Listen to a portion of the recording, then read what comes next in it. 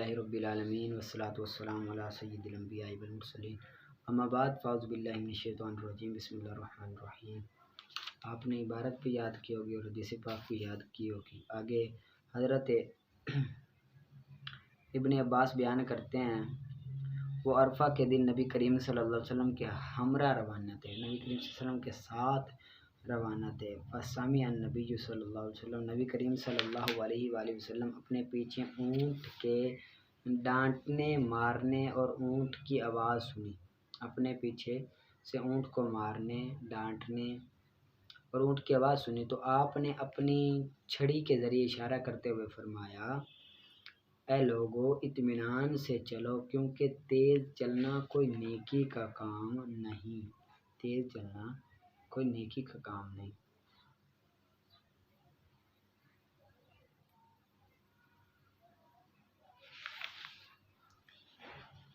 اس حدیث کو امام بخاری نے روایت کیا، امام مسلم نے اس کا بعض حصہ روایت کیا۔ امام نبی فرماتے ہیں البر یعنی نیکی، والایذاء میں ضاد مجتمع ہے اور اس سے پہلے یا ہے اور حمزہ کسرہ کے ساتھ ہے اور اس کا معنی ہے تیزی، ٹھیک ہے۔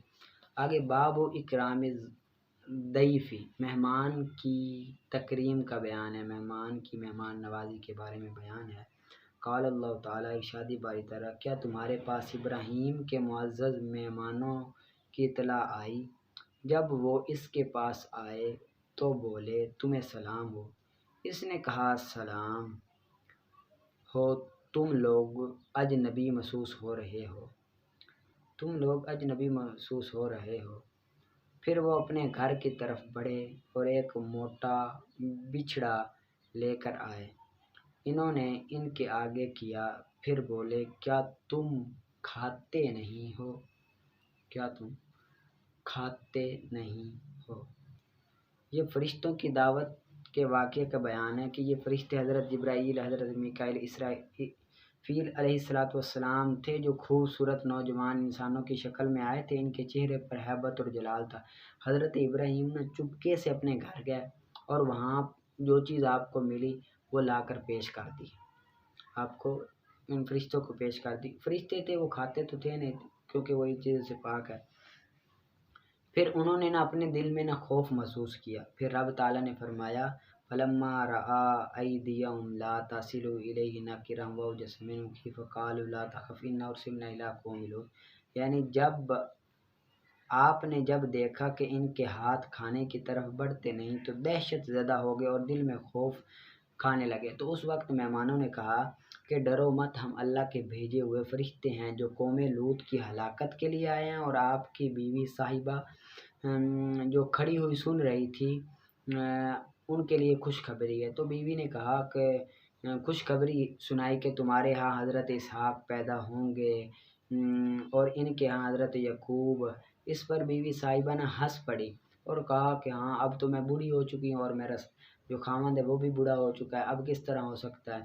تو انہوں نے کہا، فرشتوں نے کہا کہ تمہیں اللہ کی رحمتوں اور برکتوں پر یقین نہیں، تم جیسی ایسی پاک گھرانے کی عورت، تمہیں اللہ کی رحمتوں اور برکتیں نازل ہوں تم پر، کہ جان رکھو کہ اللہ تعالیٰ تعریفوں کے لائق اور بڑی بزرگی اور اعلیٰ شان والا ہے، وہ جس طرح چاہے کر سکتا ہے۔ لہٰذا انہوں نے یہ خوشخبری سنائی اور پھر وہ آگے ہوئے۔ اب خلاصہ کلام بتا رہا ہوں، اس سے ہمیں سبق کیا ملا کہ نا مہمان جب بھی ہمارے گھر میں آ جائے تو ہمیں ان سے پوچھنا نہیں چاہیے کہ یہ چیز لے آئیں، یہ چیز آپ کیا کھاؤ گے، یہ کھاؤ گے یا یہ کھاؤ گے، بلکہ چپ کر کے حضرت ابراہیم علیہ السلام گئے نا، چپ کر کے گئے اور کھانا لے آئے جو تھا، تو اس طرح پیش کر دینا چاہیے۔ اگر ہم ان سے پوچھیں گے کہ کیا کھاؤ گے تو وہ ظاہری سی بات ہے وہ نہ ہی کرے گا، کبھی یہ نہیں کہے گا کہ مجھے یہ کھلاؤ۔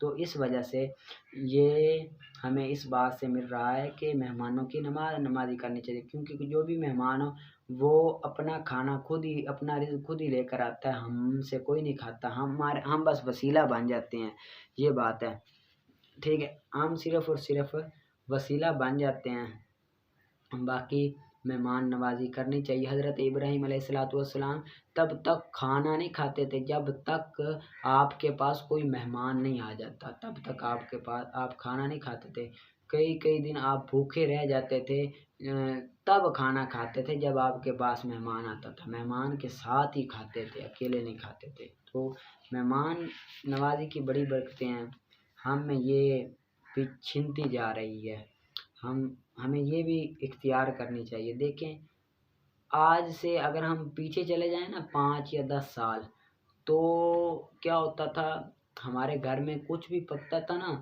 تو ہماری جو مائیں تھیں وہ کیا کہتی تھی کہ جاؤ اس اپنی خالہ کے پاس بھی کھانا لے کے جاؤ، اس خالہ کو بھی جا کر سالن دو، اس خالہ کو بھی دو، اس خالہ کو بھی دو۔ پورے محلے میں ہمارا سالن تقسیم ہوتا تھا، وہ ساری ہی ہماری خالہ تھی۔ لیکن آج وہ دور آ گیا کہ ہمارے گھر کے ساتھ والے گھر کو بھی نہیں پتہ ہوتا کہ یہ کون رہ رہے ہیں۔ تو اس طرح محبتیں بھی بڑھتی ہیں اور اچھے تعلقات۔ رسول نے فرمایا کہ اگر تم کسی کو بوٹی نہیں دے سکتے تو کم از کم شوربہ زیادہ اتار لیا کرو کہ ان کو وہ ہی دے دیا کرو، تو اس سے محبت بڑھتی ہے۔ ٹھیک ہے، آگے نکالیں ریاض الصالحین کا باب السجدہ السہوی۔ سجدہ سہو کے بارے میں بیان ہے کہ واجب ہے 2 سجدے کرنا، ایک تشہد اور سلام کے ساتھ۔ جو سہو واجب کو ترک کرنے کی وجہ سے، سہون بھول کر واجب کو ترک کرنے کی وجہ سے 2 سجدے، ایک تشہد اور سلام، یہ کیا واجب ہے۔ اور اگرچہ بار بار ہی وہ بندہ واجب کو ترک کر دیتا ہی یہی ایک ہی واجب ہوتا ہے، اور اگر اس نے چھوڑا جان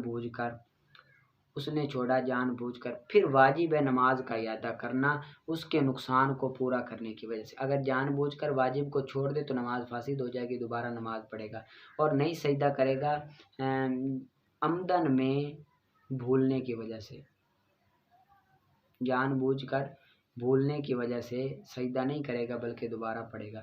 اور کہا گیا ہے 3 قول ہیں، 3 باتوں سے سجدہ سا واجب ہوتا ہے۔ پہلا تو قاعدہ اولیٰ کو چھوڑ دینا جان بھول کر تو بھی سجدہ سا واجب ہوتا ہے، یا اس کو مؤخر کر دینا پہلی رکعت کے سجدے کو نماز کے آخر تک، پہلی رکعت کا جو سجدہ تھا نا، ایک سجدہ، اس کو نماز کے آخر تک مؤخر کر دی، یعنی کہ ایک سجدہ کیا یا سجدہ کیا ہی نہ تو تب بھی ہو جاتا ہے۔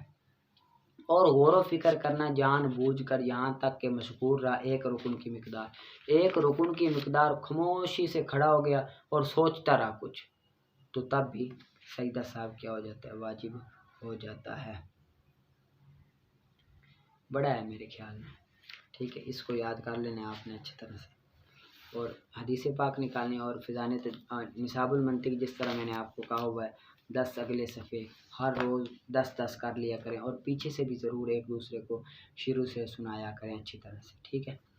آگے وَيَجِبُ تقدیم الفاعل، اور واجب ہے فاعل کو مفعول پر مقدم کرنا جب ہوں دونوں مکسور، یعنی کہ الف مکسور ہو، اور خوف و التباس کا، یعنی کہ فاعل اور مفعول کا پتہ نہ چلے کہ کون سا فاعل ہے کون سا مفعول ہے، تو تب فاعل کو مفعول پر مقدم کرنا واجب ہے۔ جیسے ضرب موسیٰ، عیسیٰ میں مکسور ہے دونوں، اور کیا ہے، خوف ہے التباس کا کہ پتہ نہیں موسیٰ نے مارا کہ عیسیٰ نے مارا، تو اسی وجہ سے فاعل کو مقدم کرنا واجب ہے۔ اور جائز ہے مفعول کو مقدم کرنا فاعل پر اگر التباس نہ ہو، التباس کا خوف نہ ہو تو مفعول کو فاعل پر مقدم کرنا جائز ہے۔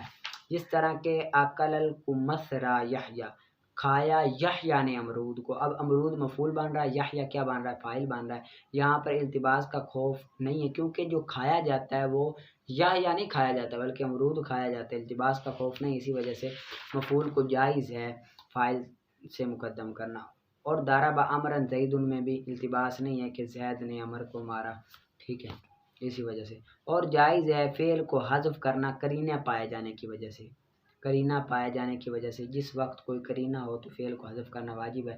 جس طرح کہ زید اس شخص کے جواب میں جو کہے من ضرب، کس نے مارا، تو اب زید کہہ دے، تو اب یہاں پر قرینہ کیا ہے، وہ فاعل موجود ہے، فعل قرینہ ہے، اور شخص کا سائل کا سوال موجود ہے کہ کس نے مارا، تو یہی بات اس بات پر قرینہ ہے، اسی وجہ سے فعل کو حذف کر دیا، ٹھیک ہے، جائز ہے فعل جس طرح کہ زید کہے گیا۔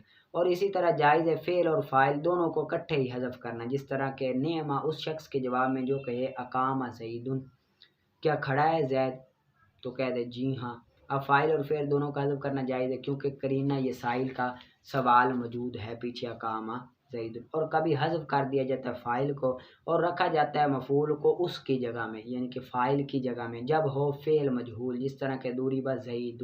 اب زید مارا گیا، زید کون مارا گیا؟ مارا گیا زید۔